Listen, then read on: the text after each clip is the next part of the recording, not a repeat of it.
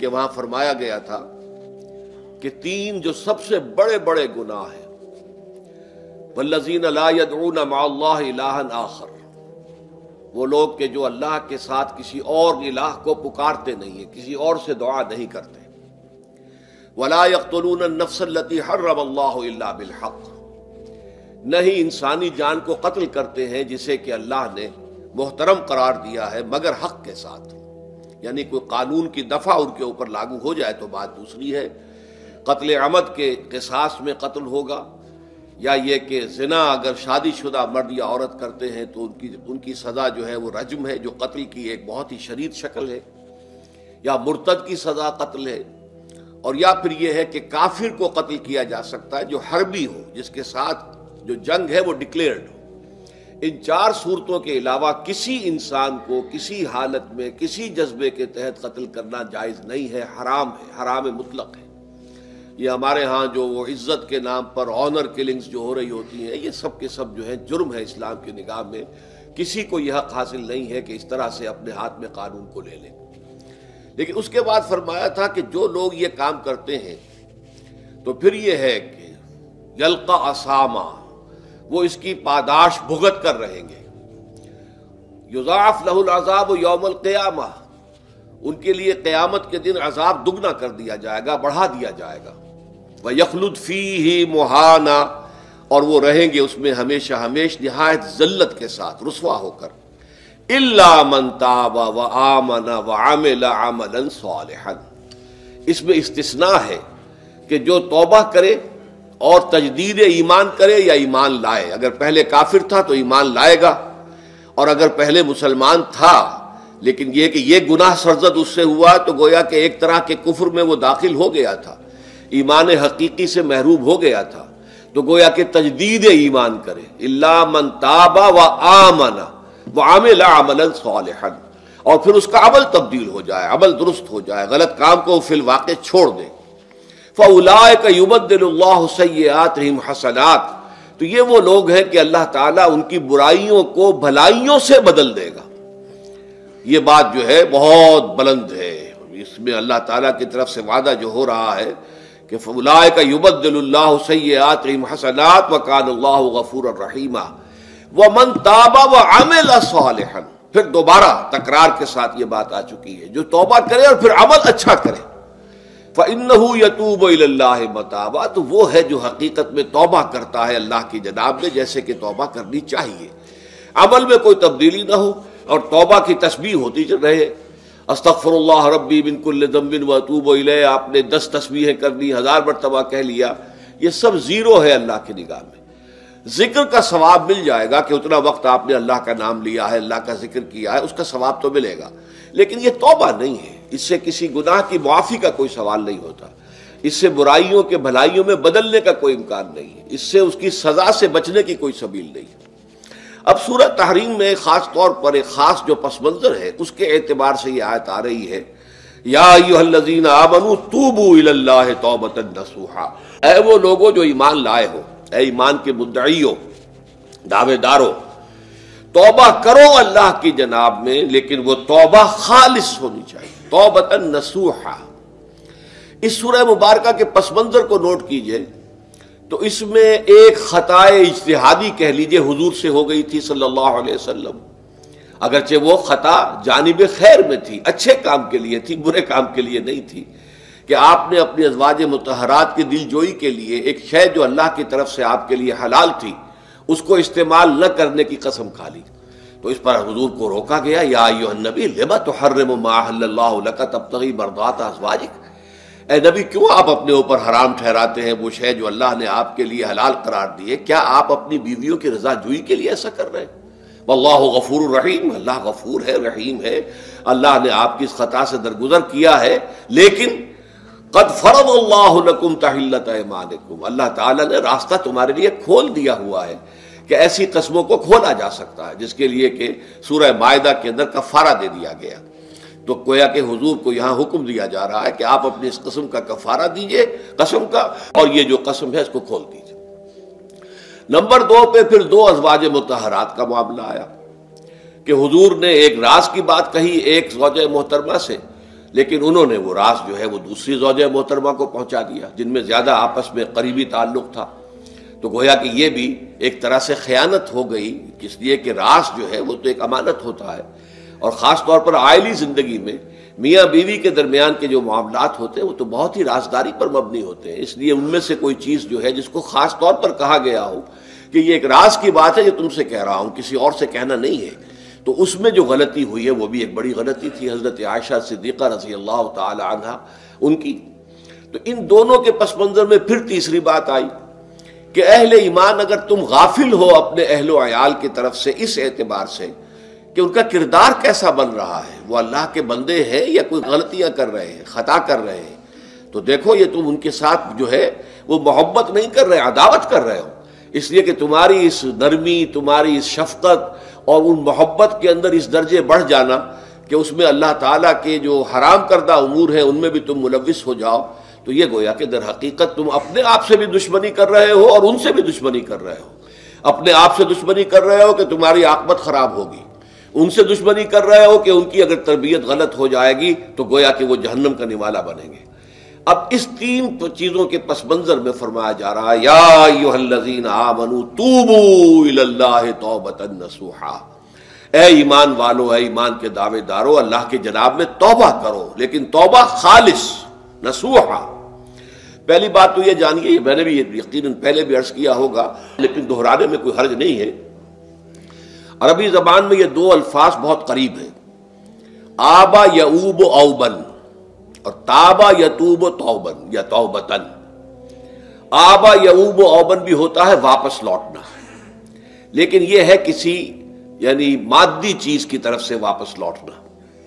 ایک ہے تابا یتوب توبن یا توبتن، وہ کسی فعل سے، معنوی چیز سے پلٹ آنا، لوٹ آنا. چنانچہ ایک بڑی پیاری جو دعا حضور صلی اللہ علیہ وسلم مانگا کرتے تھے، آپ کی مسنون دعاؤں میں سے ہے، جب آپ سفر پر گئے واپس گھر آئے تو گھر میں داخل ہوتے ہوئے آئبونا تائبونا لربنا حامدون، ہم پلٹ کر آ گئے ہیں سفر سے، وطن سے میں پہنچ گئے ہیں، گھر میں داخل ہو رہے ہیں، اور ہم اس حال میں بھی اپنے رب کی جناب میں توبہ بھی کر رہے ہیں، رجوع کر رہے ہیں اللہ کی جناب میں، اور اپنے رب کی حمد کرتے ہوئے داخل ہو رہے ہیں. آئبونا تائبونا لربنا حامدون. اسی طرح آپ بازار جائیں، اس کے بعد اپنے گھر میں داخل ہو تو یہ دعا پڑھیں، تو یہ گویا یہ بہت ہی ایک یوں سمجھیے مبارک، بہت سی اس کے اندر برکات ہوں گی. تو اس میں بھی لفظ آبا یعوب اوبن، تابا یتوب توبن، یہ دونوں کے بہت قریب آ گئے، آئبونا تائبونا لربنا حامدون. توبو الی اللہ، اب الہ کو نوٹ کیجئے، یہ توبہ کا لفظ بھی بہت سے ایسے الفاظ میں سے عربی زبان کے، جیسا کہ اس سے پہلے ہم دیکھ چکے ہیں کہ ایک لفظ ہے رغبہ، رغبہ رغبت جسے اردو میں ہم بولتے ہیں. رغبہ الہ ہوگا تو کسی شے کی طرف رجحان ہونا، اس کی طلب پیدا ہو جانا، اس کی خواہش پیدا ہو جانا. اور رغبہ عن ہوگا تو کسی چیز سے متنفر ہو جانا، دور ہٹ جانا، دور چلے جانا. ورب ایک ہی ہے، پریپوزیشن کی چینج سے بالکل برعکس نتیجہ نکل آیا. ومن رغب عن سنتی فلیس منی، جسے میری سنت پسند نہیں ہے، جو اس سے ہٹتا ہے، پیچھے ہٹتا ہے، اس کو ترک کرتا ہے، اس کا مجھ سے کوئی تعلق نہیں. اسی طرح مالا یمیل و میلن، مالا الہ کسی شے کی طرف مائل ہونا، مالا عن اس شے سے ہٹ جانا، پیچھے ہٹ جانا، نفرت ہو جانا. اسی میں وہ لفظ تھا سا، فقط سقط قلوبکما، تمہارے دل جو ہے وہ تو مائل ہو ہی گئے ہیں. سغا بھی الہ ہوگا تو اس کے معنی کسی شے کی طرف مائل ہو جانا، عن ہوگا تو کسی شے سے متنفر ہو جانا. تو وہاں میں عرض کر چکا تھا لقد سقط قلوبکما، تو اے نبی کی دونوں بیویوں تمہارے دل تو یقیناً اللہ کی طرف مائل ہو چکے ہیں، توبہ کی طرف مائل ہو چکے ہیں،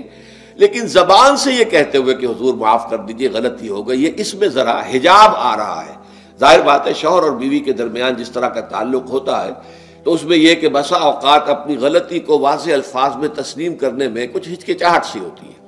تو وہ ایک کیفیت تھی کہ تمہارا دل تو مائل ہو چکا ہے، لیکن یہ کہ تم ذرا زبان سے بھی کہو، اقرار کرو. اسی طریقے سے یہ لفظ توبہ ہے، توبہ الہ ہے، کسی کی جناب میں توبہ کرنا. جب اللہ تعالیٰ کی طرف توبہ کا لفظ آئے گا تو توبو الی اللہ توبۃ نصوحا، اللہ کی جناب میں توبہ کرو. اور جب اللہ تعالیٰ توبہ کرتا ہے، یہ لفظ جو ہے دو طرف استعمال ہوتا ہے، تواب بندہ بھی ہے، تواب اللہ بھی ہے. اللہ تواب ہے، بہت توبہ کا قبول کرنے والا، بندہ تواب ہے، بہت زیادہ توبہ کرنے والا۔ وہ حدیث میں آپ کو سنا چکا ہوں، کل بنی آدم خطاؤون وخیر الخطائین التوابون، تمام بنی آدم نہایت خطا کار ہیں، گناہ گار ہیں، غلطیاں ہوتی ہیں، خطائیں ہوتی ہیں، لیکن ان خطا کاروں میں بہتر لوگ وہ ہیں جو بہت توبہ کرنے والے، رجوع کرتے، پلٹتے ہیں، ان میں پشیمانی پیدا ہو جاتی ہے اور وہ اللہ تعالیٰ کی جناب میں رجوع کرتے ہیں، تو وہ تواب ہیں، بہت زیادہ توبہ کرنے والے۔ لیکن اللہ کی جناب میں توبہ جب بندہ کرتا ہے تو وہ الہ آئے گا، تابہ الہ، اس نے توبہ کی اللہ کی جناب میں۔ اللہ توبہ کرتا ہے یعنی اللہ تعالیٰ جو ہے اپنی نظر شفقت اور نظر رحمت جو پھیرنی تھی اس نے، کہ ایک بندے نے گناہ کیا ہے، میرے حکم کی جو ہے خلاف ورزی کی ہے، معصیت کا ارتکاب کیا ہے، تو اللہ تعالیٰ اپنی رحمت اور شفقت کی نگاہ اس سے ہٹا لیتا ہے۔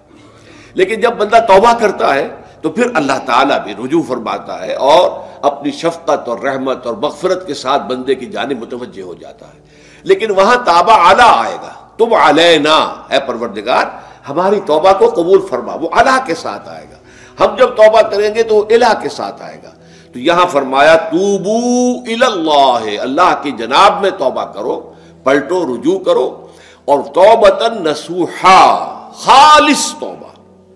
اس کی جو وضاحت تھوڑی سی میں ابھی کر چکا ہوں کہ خالص توبہ سے مراد کیا ہے۔ یہ نہیں کہ بس توبہ کی ورد ہو رہا ہے اور توبہ جو ہے وہ اس کے کلمات زبان سے ادا کیے جا رہے ہیں۔ بعض لوگ ہیں وہ جو آیت کریمہ ہے اس کا 1.25 لاکھ کا ہو رہا ہے، ورد ہو رہا ہے، کتنا ہو رہا ہے، اس کی تسبیح پڑھ رہے، اس سے کچھ نہیں ہوتا جب تک کہ دل کے اندر گناہ سے نفرت پیدا نہ ہو جائے، حقیقی پشیمانی نہ ہو کہ یہ مجھ سے بہت غلط حرکت سرزد ہوتی رہی ہے، پختہ ارادہ نہ ہو کہ آئندہ یہ کام نہیں کروں گا یا کروں گی، اور یہ کہ بالفعل بھی اس کام کو چھوڑ دے۔ یہ 3 شرطیں کم سے کم ہیں ان چیزوں میں کہ جو حقوق اللہ میں سے اللہ تعالیٰ کے حقوق، ان میں کوتاہی ہوئی ہے، ان میں غلطی ہوئی ہے، اس میں انسان نے کسی معصیت کا ارتکاب کیا ہے، تو 3 شرطیں۔ حقیقی پشیمانی نمبر 1، جس کے لیے میں نے اقبال کا شعر آپ کو سنایا تھا، جو بالکل نوجوانی کے دور میں انہوں نے کہا تھا، اور کسی، اب میں نام بھول رہا ہوں، کوئی بہت بڑے شاعر تھے، استاذ تھے، اساتذہ، استاذ الشعراء، انہوں نے کہا تھا کہ میاں صاحبزادے اس عمر میں، اور یہ شعر اس قدر اونچا شعر ہے کہ موتی سمجھ کے شان کریمی نے چن لیے قطرے جو تھے میرے عرق انفعال کے۔ انفعال کہتے ہیں شرمندگی کو، کہ میں جب شرمندہ ہوا کہ میں اللہ کی جناب میں یہ کیا حرکت کر بیٹھا، تو اس سے میرے پیشانی پر جو پسینے کے قطرے رونما ہوئے، اللہ تعالیٰ نے ان کو موتی سمجھ کے چن لیا۔ اللہ تعالیٰ کو بندے کی توبہ سے اتنی خوشی ہوتی ہے۔ وہ حدیث بھی میں آپ کو سنا چکا ہوں کہ تم اندازہ کرو، ایک شخص ہے کہ جو ایک ریگستان میں لقودق صحرا میں سفر کر رہا تھا، اس کا ایک اونٹ تھا جس پر وہ سفر کر رہا تھا، اسی پر اس کا جو بھی راستے کا کچھ کھانا وانا تھا، خوراک تھی، وہ بھی، اس کی پوٹلیاں بھی تھیں، اور پانی کی چھاگل بھی بندھی ہوئی تھی۔ تھوڑی دیر کے لیے وہ ایک درخت کے سائے میں بیٹھ گیا استراحت کے لیے، وہ اسی میں آنکھ لگ گئی اس کی۔ اب جب آنکھ کھلی تو دیکھا کہ اونٹ غائب ہے۔ اب اونٹ گویا کہ اس کی زندگی کا واحد سہارا، کہاں جائے گا اب بغیر اونٹ کے؟ اس دوڑا دائیں بائیں، شمال جنوب مغرب مشرق، سب میں کہیں جہاں تک وہ کر سکتا تھا اسے کہیں اونٹ نظر نہیں آیا۔ تو پھر وہ اسی درخت کی سائے میں آ کر بیٹھ جاتا ہے موت کے انتظار میں کہ اب تو موت ہی آئے گی، نہ کھانے کو کچھ، نہ پینے کو پانی، نہ سواری کہ میں کہیں یہاں سے نکل سکوں۔ اچانک دیکھتا ہے کہ وہ اونٹ تو کھڑا ہوا ہے اور وہ سامان بھی موجود ہے۔ تو اس میں فرط مسرت کی وجہ سے خوشی اتنی شدید ہوتی ہے اسے کہ وہ کہنا تو یہ چاہتا ہے اے اللہ میں تیرا بندہ ہوں، تو میرا رب ہے، لیکن وہ کہہ یہ بیٹھتا ہے اے اللہ میں تیرا رب ہوں، تو میرا بندہ ہے۔ یعنی اتنا وہ اپنے اس میں حواس کھو بیٹھتا ہے خوشی کی وجہ سے۔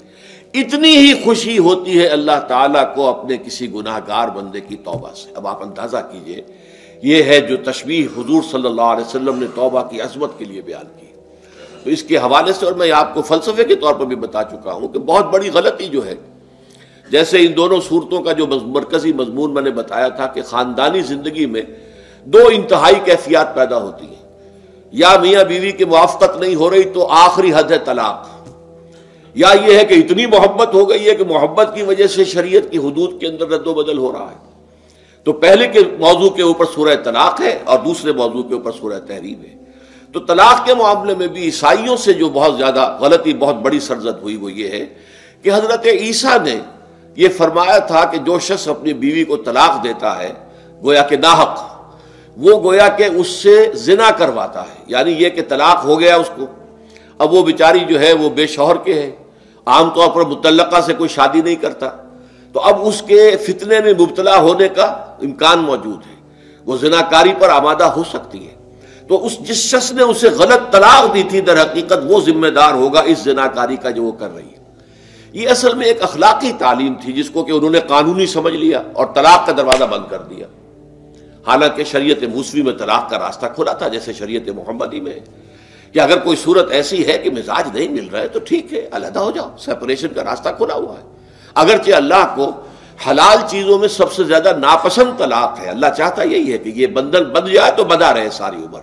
لیکن یہ کہ یہ بھی نہیں ہے کہ گھر کے اندر چخ چخ ہوتی رہے، چپکلش چلتی رہے، گھر کے اندر چین نہ رہے، راحت نہ رہے، باہمی اعتماد نہ ہو اور پھر بھی وہ بندھن بندھا رکھا جائے، اس کا کوئی فائدہ نہیں۔ تو قانون وہ تھا لیکن اخلاقی تعلیم یہ تھی، جیسے حضور نے فرمایا ابغض الحلال عند اللہ الطلاق، لیکن ساتھ ہی میں نے وہ حدیث بھی آپ کو سنا دی کہ جو شخص اپنی بیوی کی جو بھی اس کی روش ہے اس سے سخت نالا ہے، شکایتیں کرتا پھرتا ہے دوسروں سے، طلاق نہیں دیتا، تو اللہ تعالیٰ اس کی دعا سنتا ہی نہیں کہ جب میں نے تمہارے لیے راستہ کھلا ہوا تھا وہ تم اختیار نہیں کر رہے۔ تو یہی معاملہ در حقیقت عیسائیوں نے اس حد تک بڑھایا کہ حضرت آدم اور حوا سے جو خطا ہو گئی تھی وہ خطا جو ہے وہ تو ہر انسان دنیا میں جو آتا ہے تو خطا کار ہے، وہ اپنے آباء و اجداد، اپنے اماں حوا اور اپنے ابا آدم کی خطا لے کر اپنے ساتھ پیدا ہو رہا ہے، تو گناہ گار ہے۔ Man is sinful from the very birth. اب اس کا کیا علاج ہو؟ پھر وہ تو اس کا علاج ڈھونڈا کہ اللہ نے اپنا اکلوتا بیٹا زمین پر بھیج کر اور اسے ان لوگوں کی طرف سے کفارہ بنا لیا کہ جو ہمارے اس بیٹے پر ایمان لے آئے۔ یہ سارا عقیدہ بناء فاسد علی الفاسد کیوں ہوا؟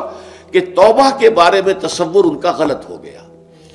اللہ قرآن مجید نے واضح کیا کہ غلطی تو ہوئی تھی حضرت آدم و حوا سے،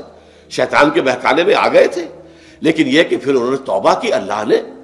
تاب علیہ، اللہ نے اس کی توبہ قبول فرما لی۔ فتلقى آدم من ربہ کلمات فتاب علیہ، تو آدم نے اپنے رب سے کچھ کلمات سیکھ لیے، پشیمانی تو ہو گئی تھی، شرمندگی ہو گئی تھی، لیکن الفاظ نہیں مل رہے تھے، کن الفاظ میں میں اللہ کی جناب میں توبہ کروں۔ اللہ کی کمال شفقت کے اللہ نے وہ الفاظ بھی انہیں تلقین کر دیے جو سورہ اعراف کے اندر بیان ہوئے ہیں، ربنا ظلمنا انفسنا وان لم تغفر لنا وترحمنا لنکونن من الخاسرین، اللہ نے توبہ قبول فرما لی، فتاب علیہ۔ اب جو بچہ پیدا ہو رہا ہے نسل آدم کا، وہ کوئی اپنے جد امجد جو ہے حضرت آدم اور حضرت حوا کے گناہ کی پوٹ لے کر نہیں آتا ہے، وہ تو کل مولود یولد علی الفطرہ، فطرت الاسلام پہ پیدا ہوتا ہے۔ تو توبہ کی در حقیقت جو عظمت اور حقیقت ہے ہمارے دین میں، اس کو نہ سمجھنے سے بھی بہت بڑی غلطیاں لوگوں سے ہو جاتی ہے، اور تاریخ انسانی میں اتنی بڑی بڑی غلطیاں ہوئی ہیں۔ طلاق کے معاملے میں بھی عیسائیوں نے پھر یہ کیا کہ سوائے اس کے کوئی شکل نہیں ہے کہ بیوی زنا کار ہو تو پھر تو طلاق ہو جائے گی، سیپریشن ہو جائے گی، لہذا جو طلاق دینا چاہتے تھے وہ ایسے مواقع پیدا کرتے تھے کہ بیوی زنا کرے، یا یہ کہ جھوٹی گواہیاں فراہم کرتے تھے زناکاری کی اور پھر اس سے چھٹکارا حاصل کرتے تھے۔ اس کے بغیر چھٹکارا حاصل کرنے کی کوئی شکل نہیں تھی۔ اس پر بڑے بڑے افسانے جو ہیں وہ مغربی لٹریچر کے اندر آپ کو ملیں گے کہ عورت سے نجات پانے کے لیے انہیں پھر یہ کرنا پڑتا تھا کہ جھوٹے طور پر جھوٹا الزام تہمت لگا کر اس کے اوپر زنا کا الزام ثابت کرے، یا یہ ہے کہ اسے واقعتاً خود ایسے حالات میں ڈال دے کہ وہ زانیہ بن جائے اور پھر اس سے نجات حاصل۔ یہ گویا کہ پھر وہی بناء فاسد علی الفاسد، ایک غلط بات کے اوپر دوسری غلط بات کہی۔ تو توبوا الی اللہ توبۃ نصوحا، توبہ کرو اللہ کی جناب میں جو کہ خالص توبہ ہو۔ خالص توبہ میں 3 شرائط میں نے بیان کر دی کہ اگر اللہ کے حقوق میں معاملے میں کمی بیشی ہوئی ہے تو پھر یہ ہے کہ پشیمانی حقیقی، عزم مصمم دوبارہ نہیں کروں گا نہ کروں گی، اور نمبر 3 یہ کہ ایک مرتبہ اس گناہ کو لازماً چھوڑ دینا۔ اس کے بعد جو ہے اگر یہ حقوق العباد میں سے ہے تو ایک چوتھی اضافی شرط ہے، یا تو اس کی تلافی کرو، اس کا پیسہ مارا تھا تو پیسہ دو، بہن کا حق جو ہے وراثت میں کھایا تھا تو اس کو ادا کرو، یا اس سے معافی حاصل کرو، یا پھر ایک شکل ہو سکتی ہے کہ اگر وہ فوت بھی ہو گیا ہے، اب کوئی شکل نہیں ہے، اس کی طرف سے صدقہ و خیرات کرتے رہو، اللہ یہ میں کر رہا ہوں اس کے حساب میں اس کو جمع کر دے، اور میری جو کوتاہی تھی اس کو معاف فرما دے، اس کو جو ہے وہ ڈیبٹ کریڈٹ ہو جائے گا، ورنہ پھر آخرت میں یہ ہوگا کہ آپ کی نیکیاں اس کے حوالے کی جائیں گی، یا آپ کے پاس نیکیوں کا ذخیرہ بھی کافی نہ ہوا تو اس کے گناہ آپ کے پلڑے میں ڈال دیے جائیں گے۔ اور اسی کو حضور نے فرمایا کہ میری امت کا اصل مفلس وہ ہے۔ آپ نے پوچھا اتدرون من المفلس، آپ لوگ جانتے ہیں کہ مفلس کون ہوتا ہے؟ تو صحابہ نے وہی جواب دیا جو ہم میں سے ہر شخص جواب دے گا، المفلس عندنا من لا درہم لہ ولا دینار، ہمارے نزدیک ہم مفلس اس کو کہتے ہیں جس کے پاس درہم و دینار نہیں ہے، روپیہ پیسہ نہیں ہے۔ حضور نے فرمایا نہیں، میری امت کا مفلس وہ ہوگا جو قیامت کے دن حاضر ہوگا، بہت سی نمازوں کی وہ پنڈ لے کر آئے گا، وہ گٹھڑی لے کر آئے گا، گٹھڑا لے کر آئے گا، اور روزوں کا اور اس کا اور حجوں کا اور عمروں کا، لیکن وقد شتم ھذا واکل مال ھذا، اس نے مال کھایا تھا فلاں کا حرام طریقے سے، فلاں کو گالی دیتی تھی، فلاں پر تہمت لگائی تھی، حقوق العباد کے اندر جو ہے اس کی عزت پر حملہ کیا تھا، وہ سارے مدعی جمع ہو جائیں گے۔ اللہ تعالیٰ کسی سے کہے گا بھائی تم اس کی نمازیں لے جاؤ، کسی سے کہے گا اس کے روزے لے جاؤ، اچھا تم لو حج لے جاؤ، اس کے عمرے لے جاؤ، اور اس کے بعد بھی مدعی باقی ہوں گے، تو اب مدعیوں کے گناہ اس کے پلڑے میں ڈالے جائیں گے، اور پھر وہ دوسروں کے گناہوں کے بوجھ تلے دب کر جہنم میں جھونک دیا جائے گا۔ تو یہ حقوق العباد کے اندر معاملہ اس سے بھی کہیں زیادہ سخت ہے کہ جو حقوق اللہ کا ہے۔ اللہ تو بڑا غفور ہے، رحیم ہے، اس کے اندر وہ رعایت بھی کرے گا، لیکن حقوق العباد کا معاملہ اللہ کہہ دے گا یہ میرا معاملہ ہے ہی نہیں، یہ تمہارا آپس کا معاملہ ہے، تمہیں اس میں تو جو بھی ہے لین دین کر کے ہی معاملہ چکانا ہوگا، دے دے کر معاملہ ہوگا، اس کے بغیر نہیں۔ تو توبوا الی اللہ توبۃ نصوحا عسى ربکم ان یکفر عنکم سیئاتکم، عین ممکن ہے، عسى اصل میں امید دلانے کے لیے ہوتا ہے، شاید کہ ایسا ہو جائے، لیکن جب اللہ کی طرف سے یہ لفظ آتا ہے تو یہ یقینی معنی، یقینی وعدے، اللہ کا وعدہ ہے، اگر تم یہ توبہ نصوح کرو گے تو اللہ کا وعدہ ہے تم سے کہ وہ تم سے تمہاری برائیوں کو دور کر دے گا۔ یہ تکفیر کے لفظ کو بھی سمجھ لیجئے، کفر کا اصل معنی ہے چھپا دینا، دبا دینا، اسی لیے گناہ کا کفارہ ہوتا ہے۔ آپ سے گناہ ہو گیا، آپ نے کفارہ دے دیا تو گناہ چھپ گیا، دب گیا، اس کے اثرات زائل ہو گئے، وہ آپ کے نامہ اعمال سے اس کو ختم کر دیا جائے گا۔ یہ ہے کفارہ، کفارہ۔ کفار جمع ہے کافر کی، کافر جو ہے وہ حق کو چھپاتا ہے، اللہ کی دعوت جو دی جا رہی ہے اس کو دباتا ہے، تو اس معنی میں وہ کافر ہے، انکار کرتا ہے۔ لیکن یہ کہ ایک کفران نعمت ہے، کسی نے آپ پر احسان کیا ہے اور آپ اس کا احسان نہیں مان رہے، آپ کے لیے دل میں اس کے لیے کوئی احسان بندی کے جذبات پیدا نہیں ہوئے، تشکر کا جذبہ پیدا نہیں، یہ کفران نعمت ہے۔ تو تکفیر کس کو بھی کہتے ہیں؟ تکفیر اسے بھی کہتے ہیں مسلمان امت میں سے کسی کو نکال دینا، اس لیے کہ وہ بنیادی عقائد میں علیحدہ ہو گیا ہے، تو یہ پرجنگ ہے، یہ بھی تکفیر ہے۔ تو تکفیر اعمال کیا ہے؟ کہ برے اعمال کو دھو دے گا تمہارے نامہ اعمال سے، اور نمبر دو تمہارے دامن کردار سے بھی دھو دے گا، جو غلطیاں تمہارے اوپر چلی آ رہی تھی، اتنے عرصے تک تم کرتے رہے ہو، تمہارا کردار جو ہے اس سے مقدر ہو گیا ہے، اس کے اندر جو ہے خرابی پیدا ہو گئی ہے، تو اللہ اس کو بھی دھو دے گا۔ تو دنیا میں بھی تکفیر کا اثر ہوگا کہ انسان کی اصلاح ہو جائے گی، اس کی سیرت و کردار جو ہے صحیح رخ پر آ جائیں گے، اور آخرت میں یہ ہے کہ اس کا جو اعمال نامے میں جو گناہ درج تھا وہ وہاں سے صاف کر دیا جائے گا، محو کر دیا جائے گا۔ یہ تکفیر دو گناہ ہے، اور اس میں جو ہم سورہ الفرقان میں پڑھ کر آئے ہیں وہ اس سے بھی اگلی بات ہے، اولئک یبدل اللہ سیئاتہم حسنات، جہاں گناہ کا اندراج تھا وہاں اب نیکی کا اندراج ہو جائے گا، تمہاری سیرت و کردار میں جو گناہ کا پہلو تھا وہ اب نیکی کے پہلو میں بدل جائے گا۔ یہ تکفیر گویا کہ دنیا میں بھی اور آخرت میں بھی۔ عسیٰ ربکم، امید ہے اور اللہ کا وعدہ ہے کہ وہ تم سے تمہاری برائیوں کو دور کر دے گا۔ مطلب یہ کون انسان ہے جو برائی سے بالکل پاک ہے؟ کل بنی آدم خطاؤن و خیر الخطائین التوابون۔ توبہ کرو، توبہ نصوح کرو، اللہ تعالیٰ دھو دے گا، تمہارے دامن کردار سے بھی داغ اور دھبے صاف کر دے گا، اور تمہارے اعمال نامے سے بھی۔ وَيُدْخِلَكُمْ جَنَّاتٍ تَجْرِي مِن تَحْتِهَا الْأَنْهَارُ، اور تمہیں داخل کرے گا ان باغات میں جن کے نیچے یا جن کے دامن میں ندیاں بہتی ہوں گی۔ یوم لا یخزی اللہ النبی والذین آمنوا معہ، وہ دن کہ جس دن اللہ رسوا نہیں کرے گا نہ نبی کو اور نہ ان کو جو ان کے ساتھ ایمان لائے۔ ان کے ساتھ ایمان لانے، ظاہر بات ہے انبیاء کے رسوا ہونے کا تو کوئی سوال ہی نہیں، یہاں اس کا ذکر جو ہے وہ تو صرف بطور تذکرہ کر دیا گیا، ورنہ اصل کیا ہے؟ جو نبی کے ساتھ ایمان لائے، اور نبی کے ساتھ ایمان لانے والوں میں درجہ اول کے لوگ وہ ہیں جو صحابہ کرام ہیں، جو حضور کے زمانے میں تھے، حضور کے ساتھ دیا انہوں نے اپنے جان و مال سے حضور کے مشن کو تقویت پہنچائی، جہاں حضور کا پسینہ گرا وہاں اپنی خون کی ندیاں بہا دی، اپنی جانیں دے دی، تو وہ ہے اولین۔ لیکن اللہ تعالی ہمیں بھی ان میں شامل کرے، اس لیے کہ جیسے کہ سورہ بقرہ کی جو آخری سے پہلی آیت ہے اس کے اندر بیان فرمایا گیا کہ آمن الرسول بما انزل الیہ من ربہ والمؤمنون،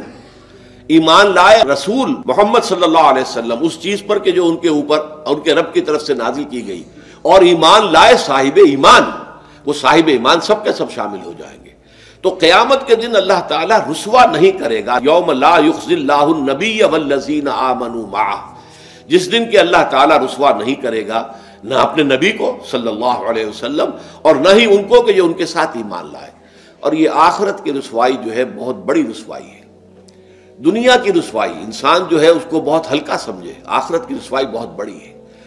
پوری خلق خدا جہاں جمع ہوگی، پوری انسانیت جمع ہوگی، تمام آدم سے لے کر آخری انسان تک جمع ہوں گے، اور وہاں اگر رؤوس الاشہاد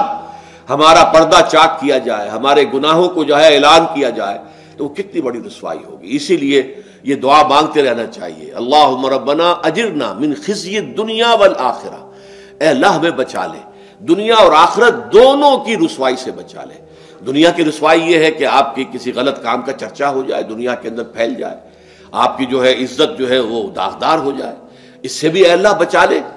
پردہ ڈال دے۔ جیسے کہ حضور نے لفظ استعمال کیا الا یتغمدنی ربی برحمتہ، الا یہ کہ میرا پروردگار مجھے اپنی رحمت کی چادر تلے ڈھانپ لے۔ اللہ تعالیٰ دنیا میں بھی ہمیں ڈھانپے رکھے اور آخرت میں بھی ڈھانپ لے۔ تو یہ خزی دنیا والآخرہ، اے اللہ ہمیں دنیا کی بھی رسوائی سے بچائے رکھ اور آخرت کی رسوائی سے بھی بچا لیجو۔ بارک اللہ لی ولکم فی القرآن العظیم ونفعنی وإیاکم بالآیات